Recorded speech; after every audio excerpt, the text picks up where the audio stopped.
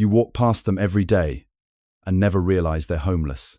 Not the person sleeping on cardboard. Not the one asking for change at the intersection. I'm talking about the guy in a clean hoodie, AirPods in, scrolling his phone outside a coffee shop, with nowhere to go when it closes. That's not supposed to happen, because somewhere along the way, we built a picture in our heads of what homelessness looks like, and more importantly, what it doesn't. We were taught to recognize it instantly, to categorize it, to distance ourselves from it. But what if the fastest growing group of homeless people are the ones you'd never suspect? And this is where things get uncomfortable. There are millions of people right now who are technically homeless, sleeping in cars, rotating between couches, staying in cheap motels paid week to week. They have jobs. Some have degrees. Some look exactly like the people sitting next to you at work. At first, this looks like a personal failure, but it isn't. It's a system quietly shifting under people's feet. Because homelessness didn't suddenly explode. It evolved. It adapted to a society where appearances matter more than stability, where you can look fine, while your entire life is one missed paycheck away from collapse. And here's the part nobody talks about. Modern homelessness is invisible by design. If you're living in your car, you don't advertise it. If you're crashing on a friend's couch, you don't post about it. If you're barely holding things together, you learn how to perform normalcy, because the moment people see instability, everything gets harder. Jobs become harder to keep, relationships strain, opportunities disappear. So people hide it. They blend in. And the result? A crisis that's growing, without ever looking like one. But there's something deeper happening here, something that says more about society than it does about the people experiencing it. Because when a problem becomes invisible, it also becomes easy to ignore.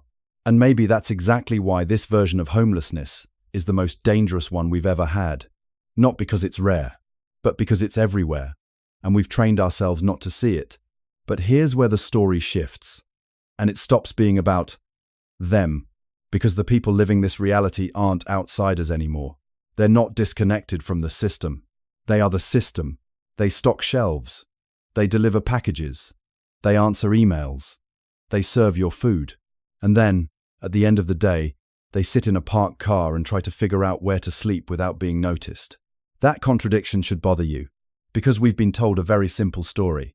Work hard, stay disciplined, make the right choices, and you'll be okay.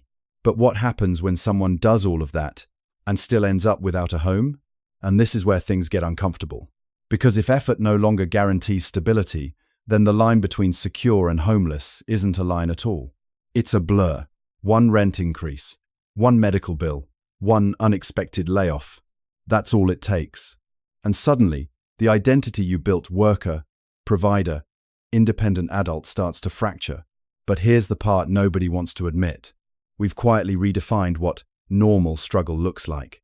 Living paycheck to paycheck? Normal. Having no savings? Normal. Being constantly one crisis away from collapse? Also normal. So when someone actually falls through, we don't see it as a warning.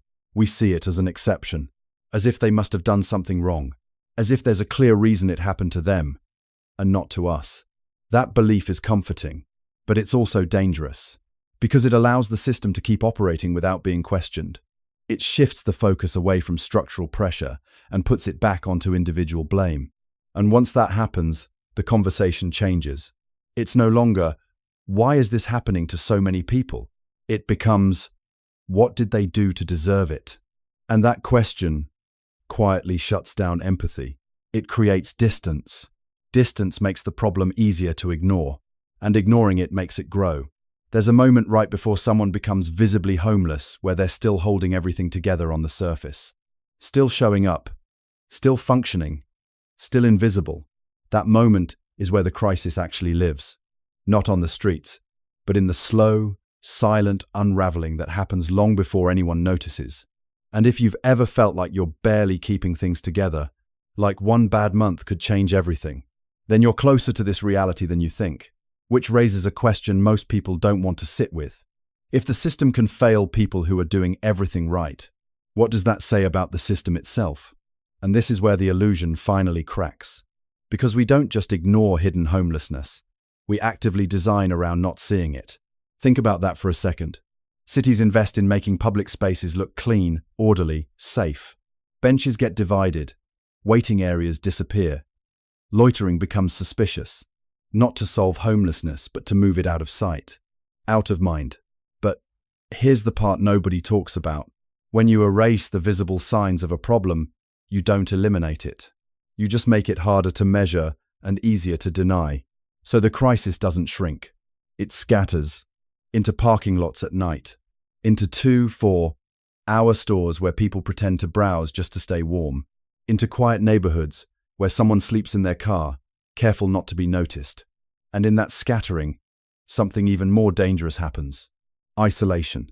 Because when people can't be seen, they can't be counted. And when they can't be counted, they don't factor into decisions. No data, no urgency, no response. It becomes a ghost problem, real, growing, but politically invisible. At first, this looks like a failure of policy. But it isn't just that. It's also psychological.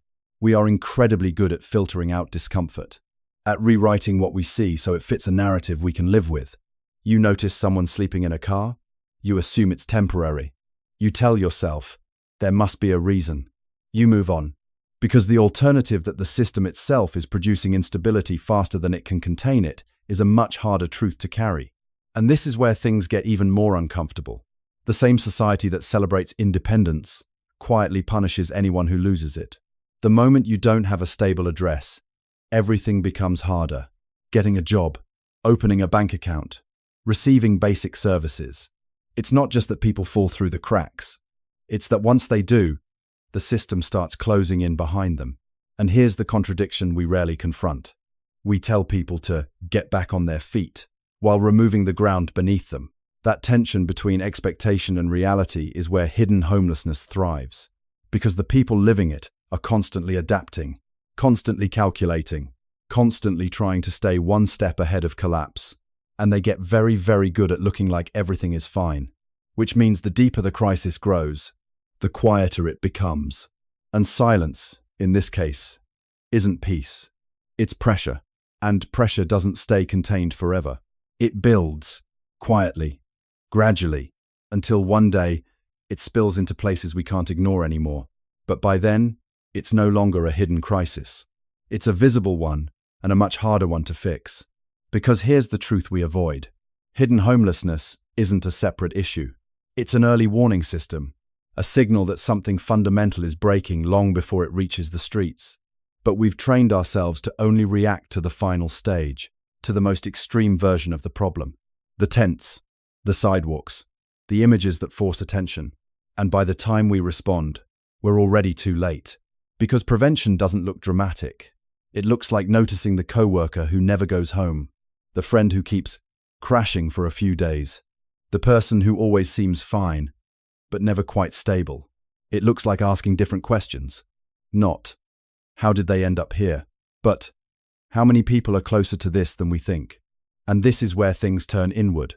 Because once you see it, really see it, you can't unsee it. You start to notice the patterns, the quiet trade-offs people make to survive. The way stability, for so many, is less like a foundation and more like a balancing act. And maybe the most unsettling part of all is this. The system isn't broken in a dramatic, obvious way. It's working exactly as designed, just not for everyone. That realization doesn't come with a clear solution. It doesn't wrap things up neatly, but it does something else. It shifts your perspective.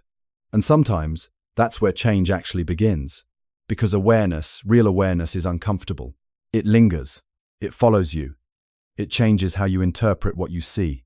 So the next time you pass someone who looks completely normal, you might pause for a second longer, not out of pity, but out of understanding. And if this made you see things a little differently, stick around. Not for me, but for the conversations most people avoid. The ones that sit just beneath the surface, waiting to be noticed. Because the things we don't see often shape the world the most.